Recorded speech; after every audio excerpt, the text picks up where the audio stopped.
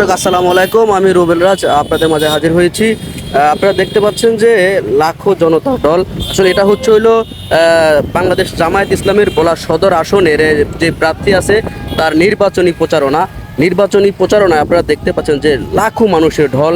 তাদের নেতাকর্মী নিয়ে আজকে তারা বিভিন্ন ইউনিয়নে তারা শোডাউন করছেন, সেটাই আপনাদেরকে দেখানোর চেষ্টা করতেছি।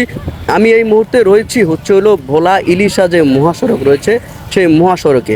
আপনাদেরকে দেখানোর চেষ্টা করতেছি যে দাঁড়িপাল্লার যে একটি মানে জনসমুদ্রে এখানে পরিণত হয়েছে, সেটা আপনাদেরকে আমি দেখানোর চেষ্টা করতেছি।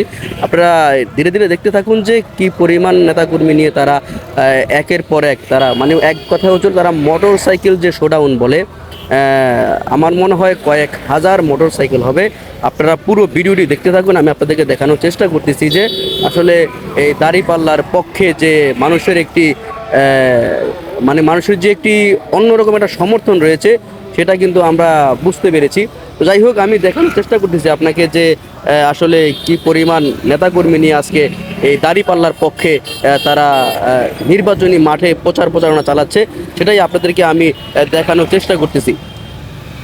তো আপনারা দেখতে পাচ্ছেন, আপনারা দেখতে থাকুন যে আসলে আমি স্কিপ ছাড়া আসলে পুরো লাইভটি আপনাদেরকে দেখানোর চেষ্টা করছি যে আসলে কি পরিমাণ নেতাকর্মী রয়েছে। আসলে পুরো ক্লিপটা আপনারা পুরো ভিডিওটা দেখলে বুঝতে পারবেন আসলে।